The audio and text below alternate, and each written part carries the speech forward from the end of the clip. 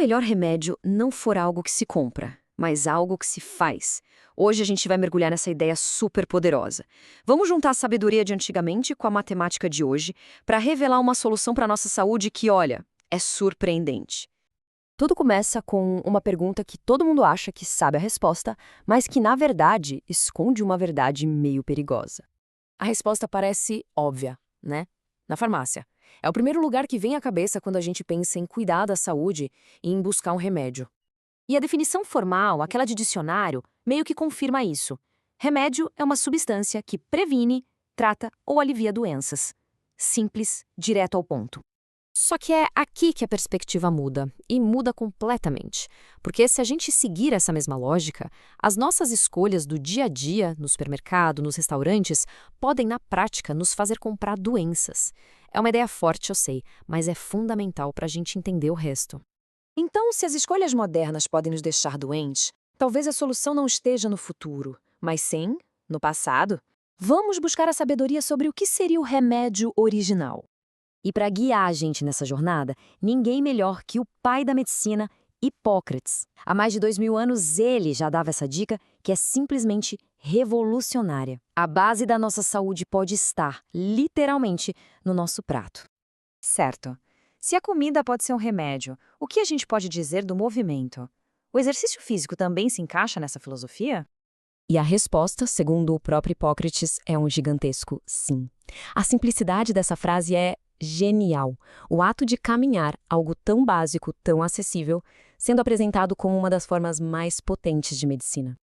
É aqui que a gente conecta essa sabedoria antiga com um conceito muito, muito moderno. Porque se comida e exercício são remédios, então, como todo remédio, eles precisam ter uma dose certa. E esse é o princípio fundamental. Não se trata só de o que fazer, mas de quanto e quando fazer.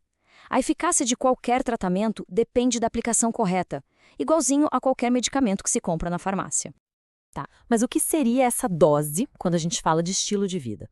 Bom, é a quantidade específica de exercício ou de um tipo de nutrição ajustada para cada pessoa, sabe? Levando em conta a idade, peso, condição de saúde. Não é uma receita de bolo, é algo totalmente personalizado. E o horário? Por que isso importa? O horário, nesse nosso caso, representa a consistência. É a regularidade que mantém os níveis desse remédio estáveis no corpo, garantindo os benefícios a longo prazo e, claro, aumentando a eficácia do nosso tratamento. E essa citação de Hipócrates, olha, amarra tudo de um jeito brilhante. Ele já falava sobre a dose ideal séculos antes de nós. Encontrar esse equilíbrio é o caminho mais seguro para a saúde. Ok, agora vamos para a parte mais reveladora, onde a gente transforma toda essa filosofia em números bem concretos. Se preparem para conhecer a solução dos 2%. Para começar, a gente precisa de uma base para a nossa conta. Então, a pergunta é simples. Quantos minutos a gente tem disponíveis em uma semana? A resposta é 10.080 minutos. Esse é o tempo total que cada um de nós tem por semana. É o nosso capital de tempo para investir como a gente quiser. Agora, vamos ver qual é a dose de exercício que a ciência moderna recomenda. A gente está falando de 150 minutos de atividade aeróbica, de moderada a vigorosa, e mais 60 minutos para trabalhar força e flexibilidade. Somando tudo isso, a gente chega num total de 210 minutos por semana. Essa é a nossa prescrição, a nossa dose semanal de movimento recomendada. E aqui vem a pergunta que conecta tudo. O que esses 210 minutos representam em relação àquele total de mais de 10.000 minutos que a gente tem na semana? E a resposta é surpreendente. Apenas 2%. É isso mesmo. A dose de exercício que pode de verdade transformar a saúde de uma pessoa exige um investimento de só 2% do tempo total da semana. É muito, mas muito menos do que a maioria de nós imaginava. Esse número não é só um dado, né? Ele é, na verdade, um convite. Ele faz a ideia de ter uma vida mais saudável parecer muito mais acessível, muito mais possível para todo mundo. A proposta é a seguinte: se a solução para uma saúde muito melhor ocupa uma fatia tão pequena do nosso tempo, o que nos impede de começar agora mesmo?